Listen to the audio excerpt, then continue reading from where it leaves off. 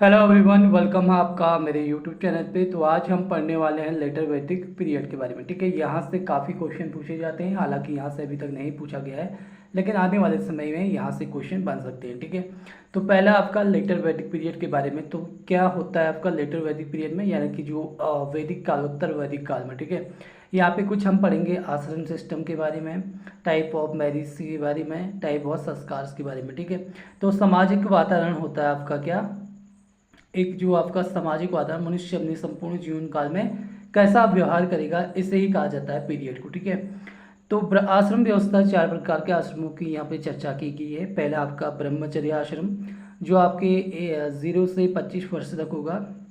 फिर इसके बाद गृहस्थ आश्रम, जो आपका 25 से 50 साल का होगा। उसके बाद वानप्रस्थ आश्रम, जो आपके 50 से 75 वर्ष होगा। उसके बाद संन्यास आश्रम होगा 75 से 100 वर्ष के लिए। ठीक है, अब आश्रम व्यवस्था में हम डिस्कशन करते हैं। तो यहाँ पे जो हम रेफरेंस देते हैं वो क्या देते हैं, आपके लिटरेचर देते हैं। ठीक है, तो यहाँ पे एक लिटरेचर मिलता है आपका, जो है आपका जापालो उपनिषद। ठीक है, जवालो उपनिषद। और जबकि वेदास का जो कोई भी यहाँ पर लिटरेचर नहीं मिलता है। और जो जापलो उपनिषद है, यहाँ पे जो है आश्रम व्यवस्था के बारे में बताया गया है। ठीक है, तो ये क्वेश्चन इंपोर्टेंट हो जाता है। अब जैसे कि मैंने कहा था, जो ब्रह्मचर्य आश्रम है वो 0 से 25 वर्ष का होता है। तो शुरुआत में संस्कार, उपनयन संस्कार किया जाता है, जैसे कि आपको जनेऊ धारण करने वाला है ना। इसमें जो है वेदों की शिक्षा ग्रहण करने का अधिकार दिया जाता था। शूद्र वर्ण तथा महिला वर्ण को जो है वर्ग, ठीक है, शूद्र वर्ण और महिला वर्ग को जो है इसमें उपनयन संस्कार करने का अधिकार नहीं था। और इसमें जो आपकी गुरुकुल में गुरु के समीप जो है रहकर वेदों की शिक्षा ग्रहण करना होता था आपका। और फैमिली और फीमेल के साथ कोई यहाँ पे जो है जुड़ाव नहीं था। और भिक्षा मांगना विद्यार्थी, जो भिक्षा मांगना जो है विद्यार्थी का परम आपका क्या था, आपका कर्तव्य था। ठीक है, अब देखिए जो गुरुकुल थे उनकी इकोनॉमी जो है, इकोनॉमिक नीड्स जो है आपकी फुलफिल्ड थी। ठीक है, जो विद्यार्थी हैं उनके व्यक्तिगत में जो है मॉरल वैल्यूज़ को जो है इम्पैक्ट किया गया। और जो गुरुकुल है उनकी जो इकोनॉमिक नीड्स है उसको जो है कंप्लीट करना उनका काम है। गुरुकुल में जो भी आपके जो गुरु देंगे शिक्षा, उसी को जो है आपके आगे बढ़ाना होता था इनका काम। ठीक है, अब बात करते हैं आगे को। तो गृहस्थ आश्रम की बात करते हैं, 25 से 50 ईयर्स तक आपका रहता था ये। राइट टू गेट मैरिड के बारे में बताया गया इसमें। Right to adopt individual family के बारे में, यानी कि जो अपना व्यक्तिगत परिवार अपनाने का अधिकार दिया गया है इसमें। एनी ह्यूमन मेजर, जो आपकी ड्यूटी होती थी, यानी कि जो भी आपके पारिवारिक दायित्वों की पूर्ति करना होता था। Right to hold private property, तो जो भी चीज़ें यहाँ पे होती थी तो वो गृहस्थ आश्रम के अंतर्गत आती थी। ठीक है, उसके बाद है आपका वानप्रस्थ आश्रम, यहाँ 50 से लेकर 75 ईयर्स तक जो है इसका काल रहता था। और पारिवारिक दायित्व से संपूर्ण मुक्त रहता था इसमें। यदि ह्यूमन जो अपने परिवार को छोड़कर जंगल की ओर प्रस्थान करता था, जंगल में उपलब्ध फलों का आहार करके वो अपना जीवन व्यतीत करता था। अगर हम प्रिपरेशन की बात करें तो अपनी ही फैमिली से दूर रहने की जो है आदत डालता था, अपने आप को समाधि में जाने योग्य बढ़ाता था। ठीक है, तो जो आपके 25 से 50 तक गृहस्थ आश्रम है। उसके बाद है आपका समाधि की बात करें तो जैसे एकाग्रता, जो एकाग्रता जिसे कॉन्टेशन बोला जाता है। तो समाधि आश्रम की बात करें, समाधि की जो स्थिति आ जाना 75 से 100 वर्ष तक, एकाग्र होकर अपने मन को ईश्वर के साथ जोड़ना, मोक्ष की प्राप्ति करना प्रमुख उद्देश्य हो जाता था। अर्थात जन्म तथा मृत्यु के चक्र से मुक्ति पा जाना। ठीक है, अब विवाहों के यहाँ पे 8 प्रकार मिलते हैं। पहला आपका जो है आपका लोवेस्ट लेवल मैरिज होती थी, दूसरा होता था आपका हाईएस्ट लेवल मैरिज। ठीक है, इसमें नेगेटिव एस्पेक्ट ऑफ मैरिज और पॉजिटिव एस्पेक्ट ऑफ मैरिज है। मतलब कि लोएस्ट लेवल ऑफ जो मैरिज होती थी कौन कौन सी होती थी, असुर विवाह, गंधर्व विवाह, पैशाच विवाह, राक्षस विवाह। ये चारों कैसे थे आपके, ये आपके जो है लोएस्ट लेवल ऑफ मैरिज थे, यानी कि जो नेगेटिव एस्पेक्ट ऑफ मैरिज थे। जबकि आपके पॉजिटिव थिंकर वाले, या फिर आप कह सकते हैं हाईएस्ट लेवल वाले मैरिज थे, ब्रह्म विवाह, देव विवाह, आर्ष विवाह और प्रजापति विवाह। ठीक है, अब बात करते हैं, सबसे पहले हम करेंगे हाईएस्ट लेवल ऑफ मैरिज के बारे में। तो ब्रह्म विवाह की बात करें हम, तो इसमें जो है कन्या के वश होने पर माता पिता द्वारा जो है योग्य वर ढूंढकर जो है इसका शादी करना होता था, उससे जो है ब्रह्म विवाह कहा जाता था। देव विवाह का मतलब होता है यज्ञ करने वाले पुरोहित के साथ अपनी कन्या की शादी कराने को कहा जाता है। आर्ष विवाह की बात करें तो कन्या के पिता द्वारा एक अन्यथा 2 गाँव के बदले किसी अन्य व्यक्ति के साथ कन्या का विवाह करना। दहेज प्रथा का सबसे प्राचीनतम जो उदाहरण मिलता है वो आर्ष विवाह में मिलता है। ठीक है, ये क्वेश्चन भी कई बार पूछा गया है, किस विवाह में आपके जो दहेज प्रथा का सबसे प्राचीनतम उदाहरण मिलता है। तो किसमें मिलता है आपका आर्ष विवाह में आपको याद रखना है, ठीक है। अब प्रजापत्य विवाह की बात करें तो वर जो आपके पिता से अनुमति मांगकर जब कन्या के साथ विवाह करता था, स्वयं कन्या के पिता से अनुमति मांगकर, ठीक है, ये इसे कहा जाता था प्रजापत्य विवाह, ठीक है। क्या था इसमें, वर अपने जो है पिता से अनुमति मांगकर जब कन्या के साथ जो है विवाह करता था तो स्वयं कन्या के पिता से जो है अनुमति लेता था, ठीक है। इसके बाद जो है आसुर विवाह है आपका, कन्या के पिता को धन देकर विवाह करना है। गंधर्व विवाह जो आपका क्या है, आपका लोएस्ट है, ठीक है। गंधर्व विवाह आपका कन्या तथा पुरुष के मध्य जो है शादी का धरातल जो है प्रेम है। उसके बाद राक्षस विवाह की बात करें तो बलपूर्वक कन्या को उठाकर विवाह करने को कहा गया है राक्षस विवाह, ठीक है। लेटर वैदिक पीरियड की बात करें हम, इसमें कुछ आपके विवाह और आते हैं, जैसे प्रतिलोम विवाह और अनुलोम विवाह, ठीक है। प्रतिलोम विवाह जो विवाह है उसको बोला जाता था क्या, प्रतिलोम मैरिज, ठीक है। इसके जो प्रतिलोम विवाह था उसको प्रतिलोम मैरिज ही कहा जाता था, ठीक है। इसमें जो मेल होता था वो निम्न वर्ग का होता है और फीमेल जो होती थी उच्च वर्ग की होती थी, जबकि अनुलोम विवाह में जो आपके इसमें जो है मेल उच्च वर्ग का आता था, फीमेल आपकी निम्न वर्ग की, ठीक है। अब देखिए यहाँ पे जो है ब्राह्मण वर्ण, क्षत्रिय वर्ण और वैश्य और शूद्र 4 आपके वर्णों में बांटा गया है। कई बार जो है क्वेश्चन आते हैं इस तरह से, ठीक है। तो याद रखना आप कितने आपके 4 वर्ण है, उनमें से जो आपके जो जैसे मान लिया कोई ब्राह्मण वर्ण का है, मेल है, उच्च वर्ग का है, और जो शूद्र वर्ग की कोई निम्न महिला है तो उनका विवाह क्या कहलाएगा, अनुलोम विवाह कहेगा, ठीक है। अगर मेल जो आपकी जैसे शूद्र वर्ग का है और जो आपकी लड़की है फीमेल यानी कि जो आपकी ब्राह्मण वर्ग से है तो उसे क्या कहा जाएगा, प्रतिलोम विवाह कहा जाएगा, ठीक है। याद रखना इसको। अब देखिए संस्कारों की बात करें, 16 प्रकार के संस्कारों पर यहाँ चर्चा की गई है। पहला आपका जन्म से लेकर मृत्यु तक किसी प्रकार के संस्कारों को अपनाया जाना, यही 16 प्रकार के संस्कारों का आपका उद्देश्य है, ठीक है। गर्भाधान सबसे इंपॉर्टेंट होता है, संतान प्राप्ति हेतु किए जाने वाले प्रयास को कहा जाता है गर्भाधान, तो ये आपके 16 संस्कार में पहला संस्कार है। दूसरा आपका पुंसवन, गर्भाधान के 3 महीने में पुत्र प्राप्ति हेतु किया जाने वाला संस्कार को कहा जाता है पुंसवन। सीमोंत नंदन जो आपके गर्भाधान के 4 तथा 8 माह के मध्य किया जाने वाले संस्कार को कहा जाता है, जिसका उद्देश्य आपकी गर्भवती महिला को भूत प्रेत से बचाना होता था, ठीक है।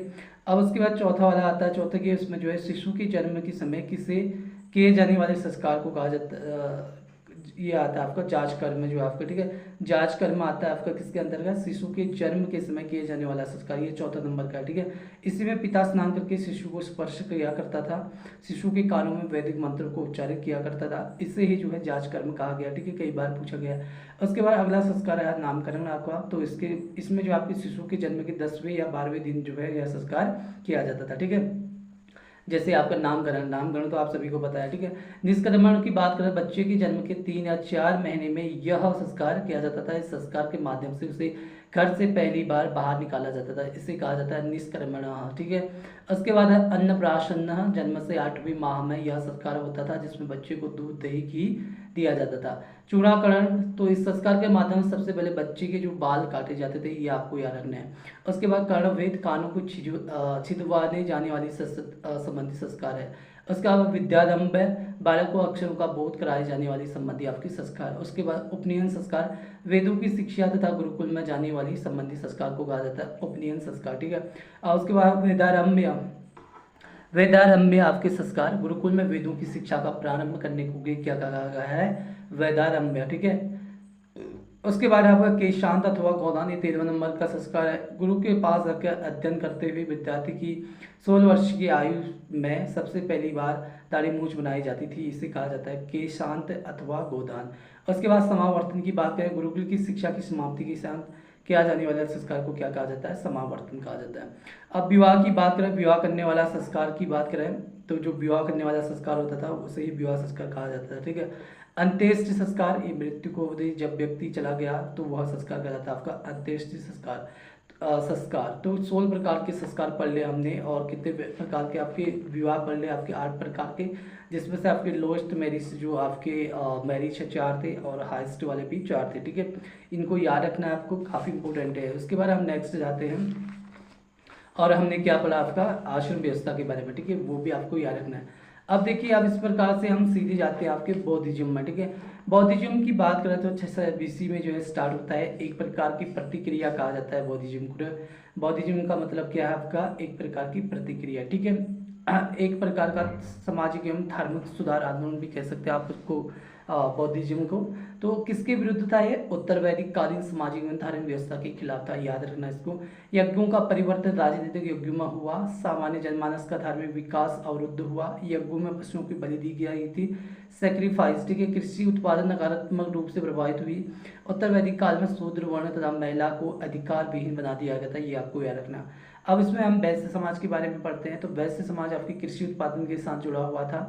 ब्याज पर पैसा लेना और देना दोनों आपके गैर सामाजिक थे, व्यापार थे। और समुद्र पार की यात्रा करना जो आपका गैर सामाजिक था। उत्तर वैदिक काल की सामाजिक धार्मिक व्यवस्था ने शूद्र समाज, वैश्य समाज, महिला समाज, इन सभी को एक ऐसा वातावरण उपलब्ध कराया जो इनके विकास को अवरुद्ध कर रहा था। इन वर्गों के लिए एक ऐसा सामाजिक वातावरण की तलाश कर रहे थे जो इन्हें विकास के पथ पर आगे बढ़ाए। लेकिन विचार करने योग्य बात तो यह है कि क्या वास्तव में ये वर्ग इतने शक्तिशाली थे कि उत्तर वैदिक काल की जो सामाजिक व्यवस्था को चुनौती दे पाते? बिल्कुल नहीं। असल में जिस नए समाज की वातावरण की तलाश थी न उसे देने का कार्य क्षत्रिय समाज की ओर से किया गया, क्योंकि बौद्ध धर्म के आलोक में महात्मा गौतम बुद्ध तथा जैन धर्म के आलोक में वर्तमान महावीर दोनों ही आपके क्षत्रिय समाज के साथ अपना संबंध रखते थे। अब देखिए महात्मा गौतम बुद्ध की बात करें, जैसे इनका जन्म होता है 563 ईसा पूर्व में और जो मृत्यु होती है 483 BC में, ठीक है। याद रखना इसको। लुम्बिनी में होता है इनका जन्म जो आपके तराई नेपाल की, जो आपके तराई नेपाल में, ठीक है, तराई रीजन ऑफ नेपाल में है ये। कुशीनगर में इनकी मृत्यु होती है, ये आपके मॉडर्न यूपी में पड़ेगा। और मल्ल गणराज्य की राजधानी रहती है आपकी कुशीनगर। फादर नाम था इनका शुद्धोधन और माता का नाम था आपका महामाया। और स्टेप मदर यानी कि जो सोतली माँ थी वो थी आपकी प्रजापति गौतमी, ठीक है, जो इनकी मौसी थी, ठीक है। अब देखिए जो आपके जो शुद्धोधन है इनके पिता वो आपकी शाक्य गणराज्य से थे, और जबकि जो माता होती है महामाया वो आपके कोलिया राजवंश से होती है, ठीक है। कई बार पूछा जाता है कि गौतम बुद्ध की मदर जो है किस आपके राजवंश से संबंधित थी या फिर पिता आपके, ठीक है। शाक्य गणराज्य से आपके पिता थे और आपकी कोलिया राजवंश से आपकी माता थी, ठीक है। माता का नाम महामाया और पिता का नाम सिद्धार्थ, ठीक है। और मौसी जो उनकी स्टेप मदर थी उनका नाम क्या था? प्रजापति था, ठीक है। तो प्रजापति गौतमी ने ही इन्होंने जो है गौतम बुद्ध का पालन पोषण किया। फिर 4 महत्वपूर्ण दृश्य जिन्होंने सिद्धार्थ के जीवन में परिवर्तन किए वो क्या थे? पहला था एक बूढ़ा व्यक्ति, बूढ़े व्यक्ति को देखने के बाद सिद्धार्थ को, यानी कि जो शुद्धोधन, ठीक है, शुद्धोधन किसके पिता का नाम है? उनका क्या कहते हैं? महावीर स्वामी का, ठीक है। इससे पहले मैंने थोड़ा रॉन्ग बोला था। तो महावीर स्वामी ने जब देखा कि जो 4 पहले तो सिद्धार्थ थे, सिद्धार्थ के नाम से ही उनकी कहानी स्टार्ट करते, ठीक है। तो उन्होंने जो आपकी 4 महत्वपूर्ण दृश्य देखे जिससे जो है उनका जो है हृदय पर मतलब जो आपकी उनकी सोच जो है आपकी चेंज होगी, ठीक है। एक बूढ़ा व्यक्ति देखते हैं, एक बूढ़े व्यक्ति को देखने के बाद सिद्धार्थ को इस बात की जो है ज्ञान हुआ कि जो मानव के शरीर में आकर्षक का धरातल स्थायी नहीं है, ठीक है। जो भी आपका जो ह्यूमन बॉडी है एक न एक दिन इसको जाना ही जाना है, ठीक है। दूसरा है एक बीमार व्यक्ति, इस दृश्य को देखने के बाद पश्चात जो है आपके सिद्धार्थ को इस बात का ज्ञान हुआ कि मानव का जो शरीर है कभी भी बीमारियों का शिकार हो सकता है। तीसरा आपका एक शव यात्रा देखे, यानी कि फ्यूनरल जो आपके प्रोविजन, इस दृश्य को देखने के पश्चात सिद्धार्थ को इस बात का एहसास हुआ कि जो मानव शरीर है वो मृत होने का विषय, ठीक है। चौथा आपका एक साधु एज एस्पेक्ट अनएक्सपेक्ट, ठीक है।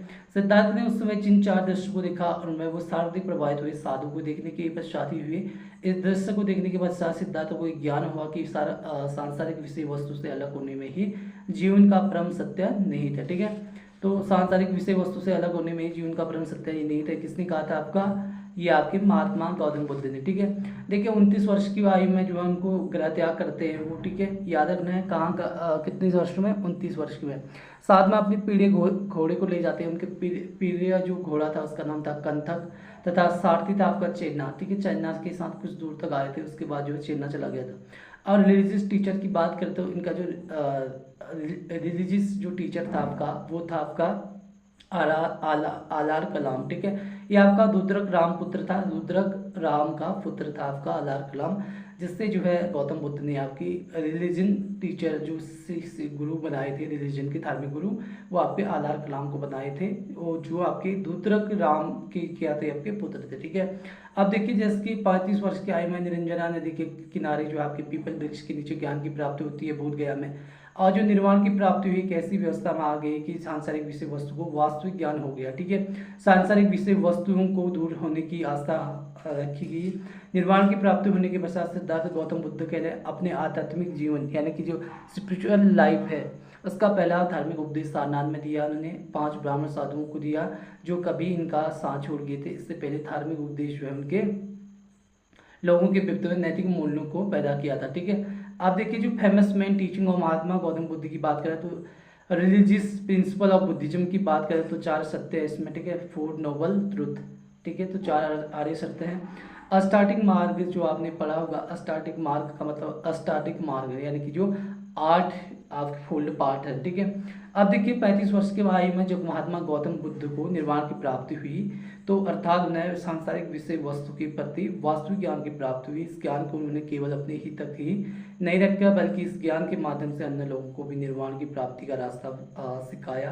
साथ ही साथ इस ज्ञान के माध्यम से इन्होंने लोगों के व्यक्तित्व में नैतिक मूल्य को पैदा किया था। ठीक है, आप देखिए संभवतः महात्मा जो गौतम बुद्ध थे जानते होंगे यदि किसी भी समाज के लोग नैतिक गुणों से परिपूर्ण हो जाते हैं तब ऐसे समाज में चारों ओर शांति का वातावरण स्थापित हो जाता है। साथ ही साथ समाज अपने आप को एक प्रगतिशील समाज के रूप में आगे बढ़ा पाता है।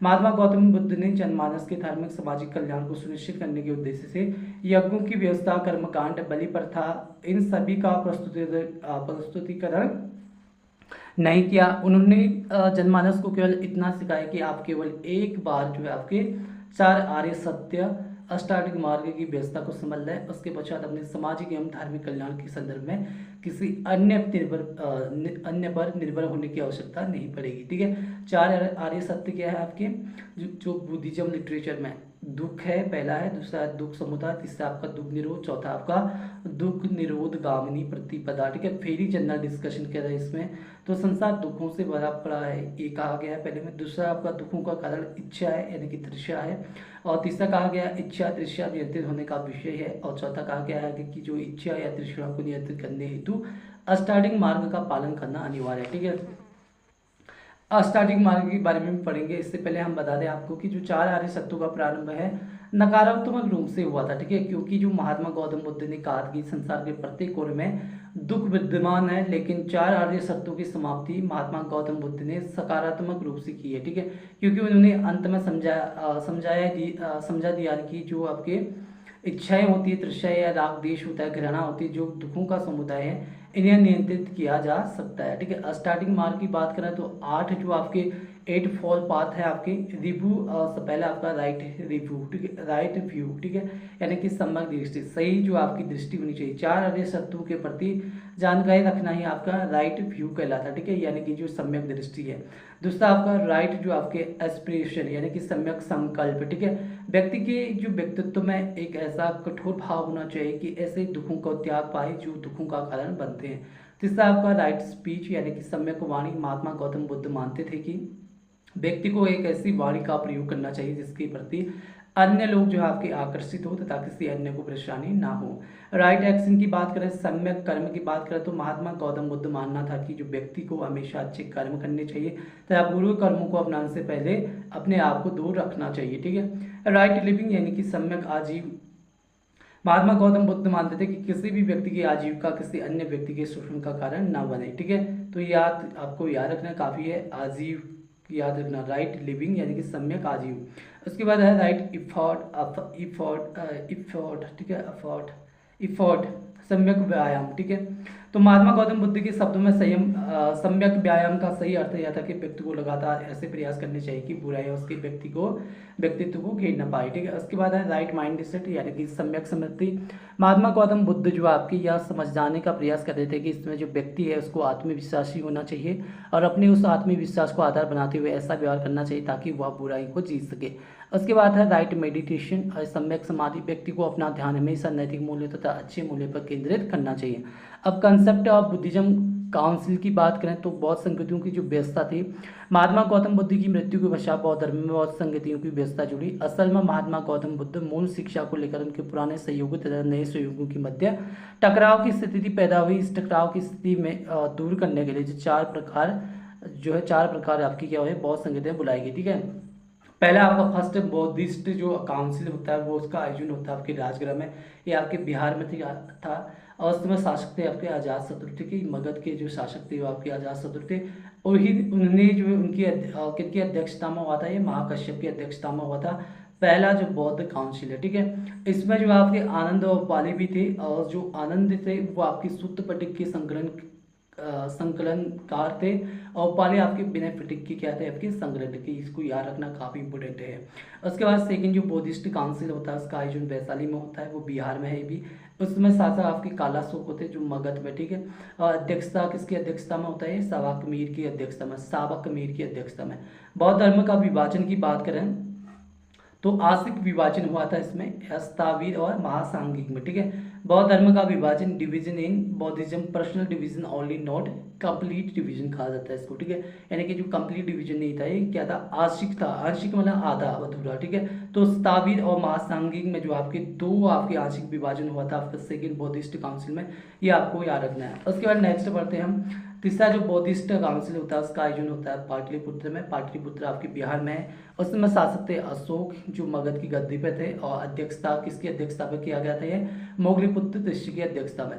देखिए मोगलीपुत्र तिष्य जो आपके अधिधम्म पिटक का संकलन करता है, आपको याद रखना है आपको, जो मोगलीपुत्र तिष्य आपके अधिधम्म यानी कि पिटक का संकलन करता है, ठीक है। इससे पहले मैंने बताया था कि आपको जो आपके विनय पिटक और आपकी क्या है सुत्त पिटक के जो संकलन करता कौन है, सुत्त पिटक के आनंद हैं, और विनय पिटक के कौन है, आपके उपाली है, ठीक है। और ये आपकी किस में हुआ था, आपका पहले वाले में, ठीक है। और तीसरे में हुआ था आपका किसका, मोगलीपुत्र तिष्य की जो जिन्होंने जो आपके अधिधम्म पिटक का संकलन करता है, ठीक है। पिटक कितने प्रकार के, 3 प्रकार। बौद्ध धर्म में कितने पिटक हैं, 3 प्रकार के, ठीक है। कौन कौन से हैं आपके, अभी मैंने आपको बताया सुत्त पिटक, विनय पिटक, और अभी ये कौन सा है आपका अधिधम्म पिटक, ठीक है। अब चौथा बौद्ध काउंसिल होता है, इसका आयोजन होता है कुंडल में जो आपकी कश्मीर में पड़ता है। एक इसकी अध्यक्षता में होता है आपका कनिष्क की, ठीक है, जो नॉर्थन आपका इंडिया है वहाँ पे। अध्यक्षता उसकी किसकी अध्यक्षता में होता है, ये वसुमित्र की अध्यक्षता में होता है। इसमें बौद्ध धर्म का जो संपूर्ण विभाजन होता है, यानी कि जो फेरी कंप्लीट डिवीजन इन बौद्धिज्म, चौथे वाले में, ठीक है। महायान शाखा और हीनयान शाखा में ये बढ़ जाता है, ठीक है। आज की जो कनिष्क जो है किसको सपोर्ट करता था, महायान शाखा का करता था या फिर हीनयान शाखा को, तो महायान शाखा को जो है कनिष्क जो है आपका क्या करता था, सपोर्ट करता था, ठीक है। अब त्रिपिटक की व्यवस्था देखते हैं हम, तो धार्मिक संबंध किससे, आपका बौद्धिज्म से है। त्रिपिटक की संख्या आपकी 3 मिलती है बौद्धिज्म में, पहला आपका सुत्त पिटक, दूसरा आपका विनय पिटक, तीसरा आपका अधिधम्म पिटक। जैसे मैंने कहा था कि जो सुत्त पिटक और विनय पिटक वो पहला जो बौद्ध काउंसिल है उसमें जो आपको ये विभाजन हुआ था इसका, महात्मा गौतम बुद्ध की मूल शिक्षा है, ठीक है। तीसरा होता है अधिधम्म पिटक जो आपके तीसरे बौद्ध काउंसिल में होता है। ये तीसरा बौद्ध काउंसिल में बौद्धिज्म का जो है आपका दार्शनिक इसमें पक्ष दिखाया गया है, ठीक है, अधिधम्म पिटक में। अब देखिए जो आपके जो बौद्ध संघ के जो नियम एवं कानून पे चर्चा की गई है वो विनय पिटक पे की गई है, और सुत्त पिटक पे जो आपके महात्मा गौतम बुद्ध की जो मूल शिक्षा है उस पर आपकी बात की गई है, ठीक है। सुत्त पिटक जब भी आपसे पूछा जाएगा तो इसमें जो आपके महात्मा गौतम बुद्ध की मूल शिक्षा है, इनमें से किस त्रिपिटक में, इसमें से बौद्ध धर्म के त्रिपिटक में कौन सा आपका महात्मा गौतम बुद्ध की मूल शिक्षाओं से संबंधित है, इस तरह से क्वेश्चन पूछ सकता है, तो क्या हो जाएगा, सुत्त पिटक, ठीक है। और बौद्ध संघ के नियम एवं कानून पे चर्चा किस पे की गई है, विनय पिटक पे, और अधिधम्म पिटक पे की गई आपकी बौद्धिज्म का दार्शनिक जो पक्ष है, ठीक है। अब बात करते हैं महात्मा गौतम बुद्ध की जो मृत्यु के पश्चात उनके शिष्य आते हैं।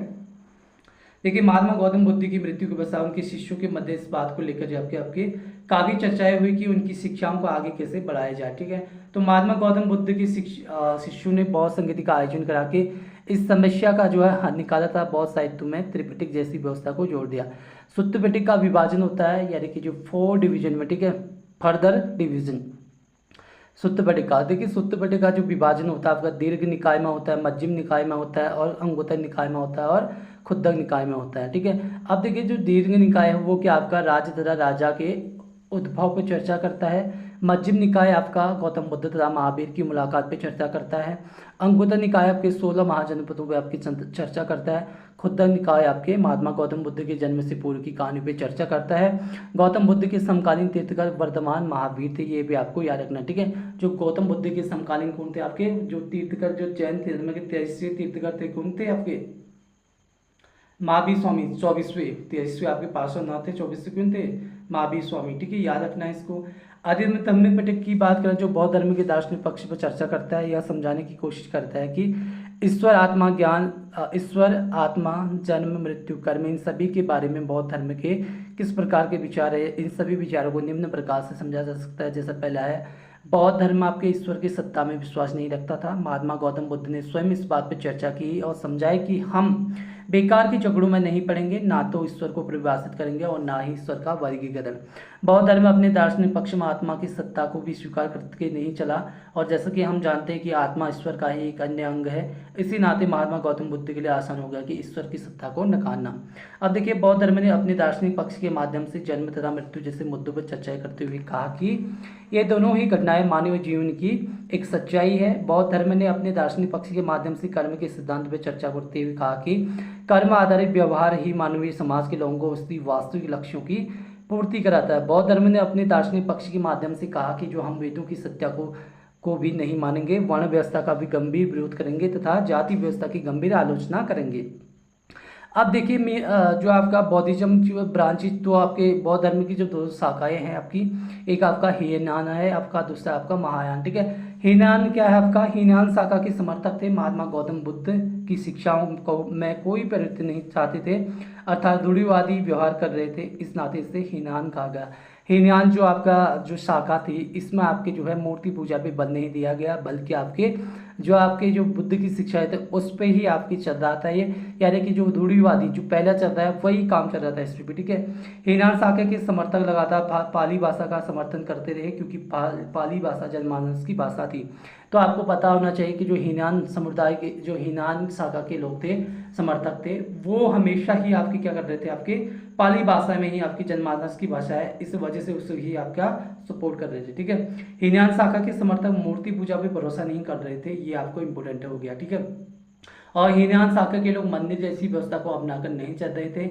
हीनयान शाखा ने महात्मा गौतम बुद्ध को ईश्वर नहीं माना। ठीक है, जबकि महायान शाखा की बात करें तो महायान शाखा के समर्थक महात्मा गौतम बुद्ध की शिक्षाओं को में परिवर्तन करना चाह रहे थे, अर्थात एक प्रगतिशील व्यवहार कर रहे थे। ठीक है, इस नाते इनको महान कहा गया। कुल मिलाकर महायान शाखा बौद्ध धर्म को समय की मांगों के अनुसार नई रूप देना चाह रही थी।